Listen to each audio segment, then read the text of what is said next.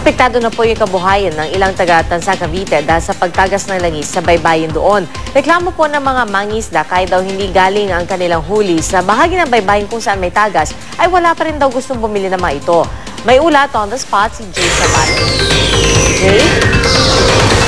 Pia, tama ka nga, apektado na nga ang pangunahing hanap buhay ng mga residente sa barangay na malapit sa baybayin ng Tanza, pati na rin sa tabing bayan ng Rosario, Cavite dahil sa nangyaring oil spill.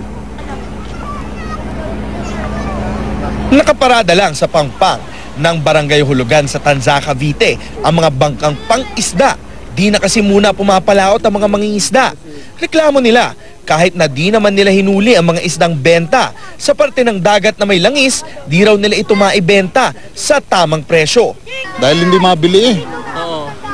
Hindi mabili yung tawad lang isang banyero, 150. Eh di hindi tumigil ng paglaot.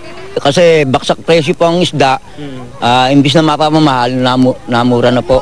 Pati nga raw ang mga nagtitinda ng galunggong na angkat mula sa ibang bansa, pati na rin ang mga isdang angkat mula sa mga fish pond. Apektado ang kita. Hindi totally damay ito. Kaso, kaya lang madadamay, gawa siyempre ang tao naniniwala na lahat ng isda galing sa dagat. Hindi po totally kasama to.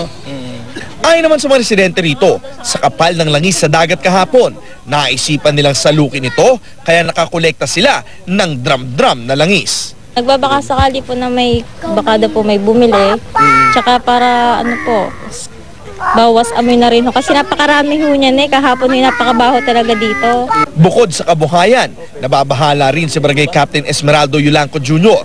para sa kalusugan nila. Sa apektadong 14 na barangay nga daw ng Tanza, pinakamalubhang naapektuhan ang kanyang barangay na katabi ng bayan ng Rosario.